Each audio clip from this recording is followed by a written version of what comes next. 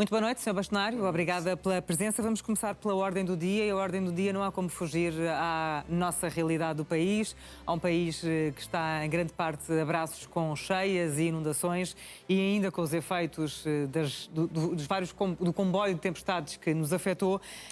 Antes de falarmos propriamente daquilo que se passa no terreno, até porque foi a Leiria ontem e sabe bem daquilo que estou a falar, o que é que lhe pareceu o facto da Ministra da Administração Interna ter deixado o cargo em plena crise de cheias e inundações? Eu creio que tomar uma medida daquelas nesta altura significa que era preciso uma mudança, como num clube de futebol. É uma espécie de chicotada psicológica, porque de facto se entendeu, e o Sr. Primeiro-Ministro tomou a decisão de substituir. Eu acho que é uma vítima do tal comboio de tempestades que temos vindo a assistir.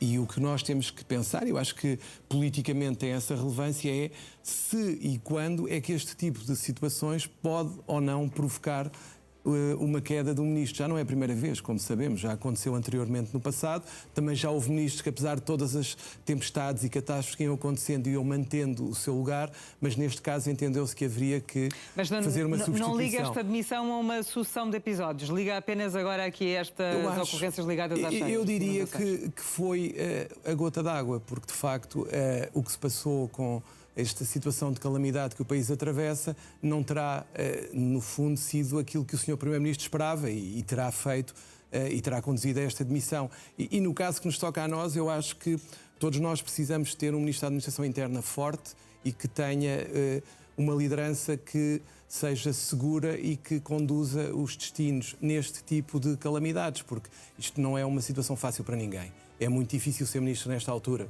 E basta ver a forma como é torpedeada o Ministro da Administração Interna permanentemente para ter uma solução para tudo e mais alguma coisa. Nem sempre se consegue. E acho que neste caso o que aconteceu foi que foi mais uma vez uma das vítimas de o facto de estarmos num país que muitas das vezes parece não estar preparado para tudo o que acontece, apesar de termos circunstâncias sazonais, como as cheias, como os fogos.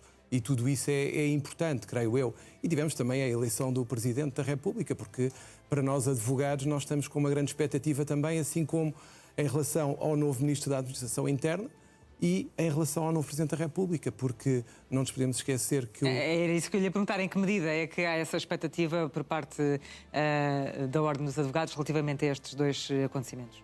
O Sr. Presidente da República, eu espero que exerça a tal magistratura de influência que tanto se fala e que consiga trazer causas sociais para a ordem do dia e, especialmente, não deixe esquecer nem os fogos rurais, nem a questão destas tempestades para conseguirmos ultrapassar toda esta situação.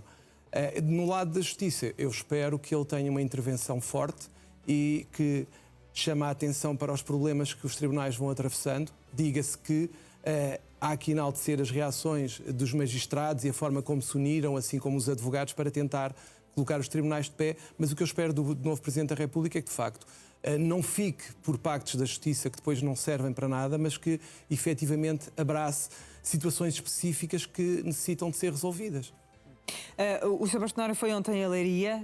Qual foi o objetivo da visita no âmbito das funções que lhe cabem enquanto Bastonário da Ordem dos Advogados? A visita foi uma visita organizada pelo Conselho Superior da Magistratura, em que também esteve o Sr. Procurador-Geral da República. O objetivo foi ver no terreno como é que os tribunais estão a reagir e o que é que se passa. Os tribunais nas comarcas afetadas? Nas comarcas afetadas, ali foi em especial na zona de Leiria. E o que se nota é que, de facto, há muitas dificuldades. Há dificuldades de tapar buracos no telhado, porque não há mão de obra, não há material, e as dificuldades são mais que muitas porque ainda por cima continua a chover.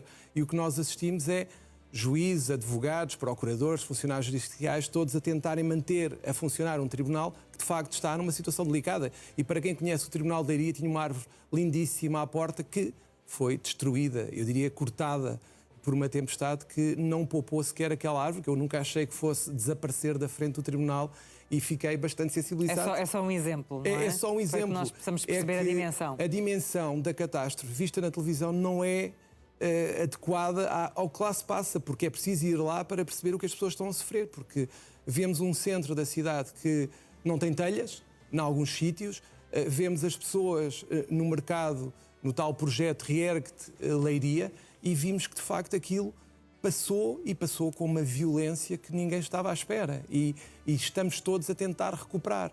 E é isto que eu acho que nós temos que nos habituar. Há situações de exceção, mas que nós temos que ter já uma resposta minimamente estruturada para poder acudir a estas situações. E essa resposta, em termos de justiça, não está a ser dada, no seu entender?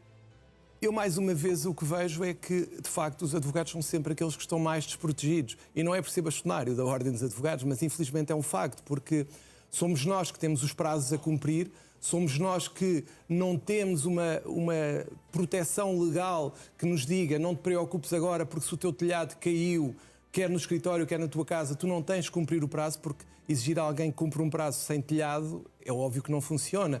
Isto para não dizer que não tem internet, não tem rede. Tem alguma estimativa do número de advogados naquela região que foi afetado pelas intempéries? Aquela região, os municípios afetados serão mais de 3.000 advogados abrangidos. Claro que nem todos têm as mesmas dificuldades, mas os relatos que eu tive foram no sentido de, muitas vezes, para entregar peças processuais têm que ir a sítios onde haja Wi-Fi, porque no sítio onde moram não há rede e nem sequer o escritório está em condições de funcionar. E é este tipo de situações que eu acho que tinham que ter uma resposta imediata, porque... E nesse caso, o que é que defendia numa ocasião como esta? O que é que devia acontecer na prática em termos judiciais? Há uma coisa que se chama... Os prazos deviam ser suspensos. Claro, e devia ser automático, porque repare, o tempo que demora até o Governo tomar a decisão de fazer uma lei de propor uma lei que vai suspender os prazos judiciais, até haver aprovação na Assembleia da República, demoram, imagino, já estamos com mais de 2 semanas sobre a data e ainda não temos a suspensão dos prazos, o que significa que, quer nós, quer os nossos clientes, estão numa espécie de limbo, enquanto não é aprovada a lei, porque não sabemos se devemos cumprir ou não os prazos. Mas preocupa-me essencialmente é que eu vejo populações isoladas, mas tenho que reconhecer o esforço enorme que tem sido feito pelos presidentes de Câmara para que as coisas corram melhor e consigam retomar a normalidade, mas não conseguem ultrapassar contingências. E daí eu achar que tem que haver uma resposta diferente, tem que haver, se quisermos, um regresso dos governadores ou de uma espécie de entidade mais próxima das câmaras para dar um apoio logo mais rápido, porque de facto o Governo Nacional não consegue Não consegue pensar em tudo. Claro que não. Em todos os pormenores que afetam a vida das pessoas. É impossível. No que toca àquilo que cabe e ao papel da Ordem dos Advogados, tomou uma medida que foi a suspensão do pagamento de cotas dos advogados das áreas afetadas. Pelo menos, sim. Tomámos a decisão de isentar os advogados das áreas afetadas por um mês. É um sinal, sabemos que não é uma fortuna, não é nada disso, mas queremos dar um sinal que estamos com eles e estamos a adotar medidas, estamos a ponderar a adoção de medidas que possam ter uma eficácia ainda maior no terreno, nomeadamente através de outros apoios que nós gostaríamos de dar, eventualmente até com o apoio do Conselho Regional de Coimbra, no caso de Leiria, por exemplo, e com o apoio, tenho a certeza, do Conselho Regional de Évora, permitir a utilização até de instalações das delegações para poderem trabalhar aqueles que têm, de facto, os escritórios destruídos e que não conseguem trabalhar neles. Sim, porque ainda há muitas pessoas que não têm comunicações. É uma realidade. Quando entrei em Leiria, perdi a internet. Eu estava numa chamada a Zoom... E estamos a falar do dia de ontem. Do dia de ontem. Eu ia a entrar em Leiria e automaticamente fiquei sem a possibilidade de estar numa reunião online. Portanto, como é que vamos exigir às pessoas que possam trabalhar online? Isso é outra coisa, porque, repare, todos os apoios que estão a ser dados... É preciso preencher formulários online. Exatamente. E muitas pessoas não têm esse acesso. E isso é preocupante porque nós estamos perante situações em que as pessoas estão quase sem nada. E isto deveria preocupar-nos.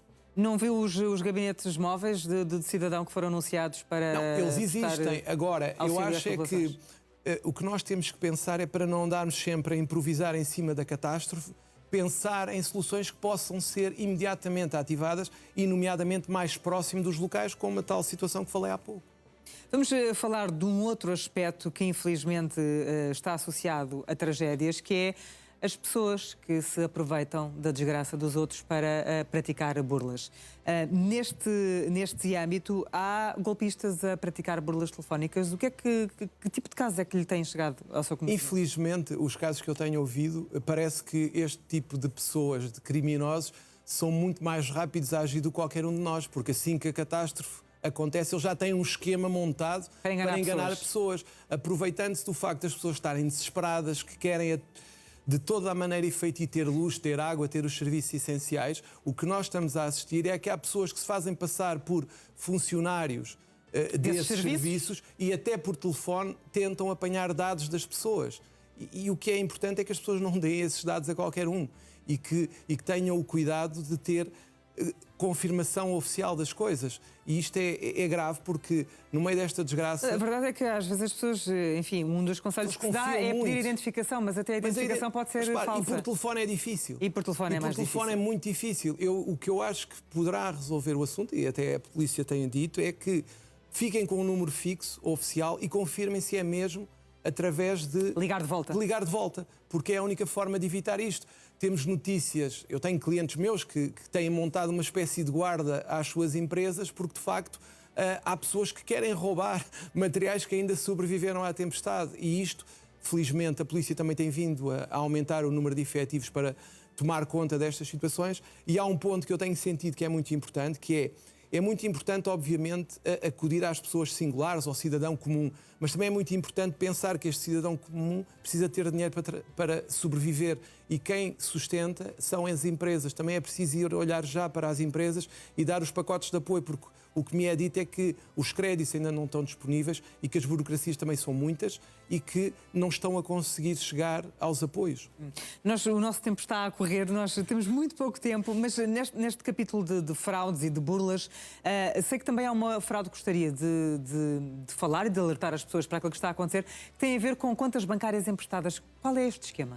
O esquema das contas bancárias emprestadas é um esquema em que alguém pede a conta bancária, por exemplo, a sua ou a minha, e diz que para utilizar a nossa conta nos vai pagar um X, uma espécie de comissão para usar a conta. E não dizem porquê. E não dizem porquê, nem as pessoas muitas vezes se preocupam também em perguntar e acham que está tudo bem. E, entretanto, podem ser envolvidas num esquema de lavagem de dinheiro ou branqueamento de capitais. E essas pessoas podem ser responsabilizadas mesmo depois alegando que não sabiam qual era a origem do dinheiro nem para que é que ele se destinava. Nenhum de nós pode receber 10 ou 20 ou 30 mil euros nas suas contas sem saber de onde vem. Por mais que nos alicie a comissão que nos querem pagar, não aceitem este tipo de ofertas. E isso está a acontecer. Isso está a acontecer. Infelizmente. Bom, queria também falar da LIS, a linha internet segura, porque recebeu quase 1000 casos de cibercrime e violência no ano passado, e isto é um aumento de quase 40% em relação ao ano de 2024. Enfim, isto, no fundo, confirma aquilo que estamos a falar. Confirma. Está a crescer as burlas, infelizmente, sobretudo praticadas online. Eu diria que a criminalidade associada à utilização da internet e das redes sociais anda muito mais depressa do que qualquer lei ou de qualquer agente policial. E o que nós temos que começar a perceber é que cada vez mais campanhas como a da Polícia Judiciária são importantes e temos que ir às escolas falar com os miúdos, falar com os professores e com toda a gente para que eles tenham uma cultura de cuidado com no fundo, o que se passa nas redes e na internet. E depois há uma coisa que é curiosa e que eu acho que é de salientar, que é os diferentes tipos de crime consoante o género. Ou seja, os homens é mais burlas na área do investimento, as mulheres é mais na área romântica, é mais na área do sexting e da utilização das fotografias íntimas, e é preciso muito cuidado com o que se faz. Vamos à última ordem. A última ordem. E nesta última ordem de quarta-feira vamos falar de uma linha telefónica criada pela Ordem dos Advogados para dar apoio precisamente quando existem calamidades.